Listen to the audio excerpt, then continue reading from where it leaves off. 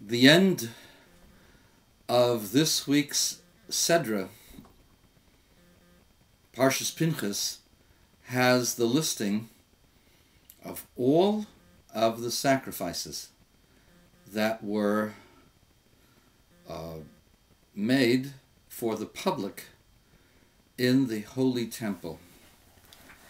And therefore, it is important to go over the concept of the sacrifices in the temple. For contemporary thinking for the last 2,000 years by Christian theologians is that only through sacrifice, through blood spilled on the altar, can there be forgiveness for Israel. And of course, this is an error, a terrible error, on two counts. Number one,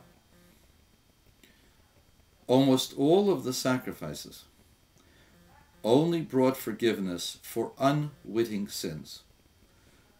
That which was done willfully could not be forgiven by a sacrifice. Only the scapegoat, which was not a sacrifice per se, brought forgiveness for the willful sins of Israel. And this is explained extensively by the great Rav, Rabbi Joseph Ber Soloveitchik, who explained that the reason why the scapegoat brought forgiveness is because sin has to have an environment, just like a virus, or just as the parasites living in your body. The bacteria require a culture in order to grow. And if the culture is negative, it can't grow and it dies. So too, those who came to the Holy Temple were in an environment where sin could not grow. And that's why the scapegoat worked. Because you see, the most important factor, and truly ultimately the only factor in forgiveness, is man's contrition. That we are sorry we did what we did, and we make a determined effort never to do it again. And in God's compassion, God forgives us. But without contrition, without a determined effort never to sin again, there is no forgiveness. Now, of course, the concept that a tzaddik, a righteous person, can die, and that can protect the community and bring forgiveness for the community, is a Jewish concept. It's found in the book of Isaiah, but it existed prior to that. For the tzaddik gives life through his faith. Not just that he lives through his faith, he gives life through his faith. But the primary role, the primary function of the tzaddik is not to get others' forgiveness. It's to inspire others to behave like himself. And that's the reason why Abraham could not find forgiveness without the 10 righteous men in Sodom and Gomorrah, because they needed to have examples to follow. If they had no examples to follow, there could be no ultimate forgiveness, because man has got to change his ways. And so the purpose of the sacrifices was to get us to change our ways, not to bring forgiveness. Forgiveness comes from the contrition of the person.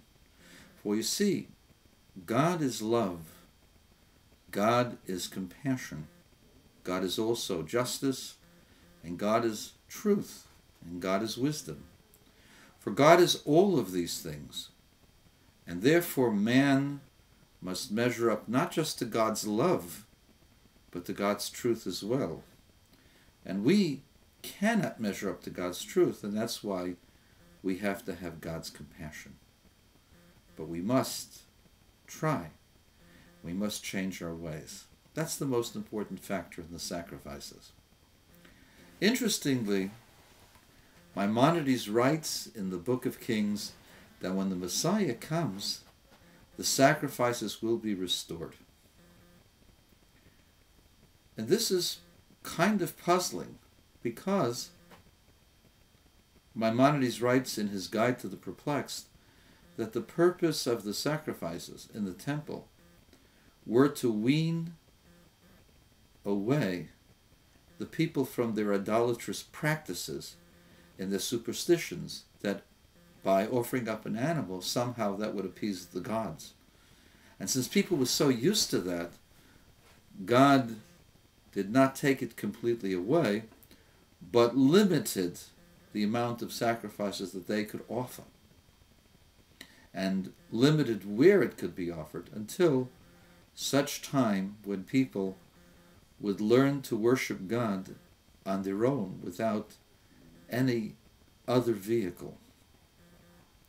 Now this is quite troubling. This got Maimonides into quite a bit of trouble, because you see, according to this, if man would come to the recognition that a sacrifice cannot bring forgiveness, then there would be no need for sacrifice. The only thing that's important would be man's heart. So why do we need a temple for offering sacrifices, according to Maimonides? And the answer to that is that it would appear, according to Maimonides, that just as we need to eat while we still have a body, and that as long as we have a body, we will be physical creatures. And so when the Messiah comes, we will continue to eat and marry and have children and engage in business, although all of our spare time we will direct to the knowledge of God. But when the ultimate time comes and man will have reached his perfection, then man's body will die and the soul will continue forever, because there's no need for man's body. So too Maimonides postulates that in the future there will be no need for sacrifices. Initially, after the Messiah comes, there will be a need. We will need to have a demonstration of the effect and the folly of man's sins. But ultimately, somewhere in the future, it will become unnecessary. Because you see, the most important factor is man's heart and man's intent and man's mind in the knowledge of God.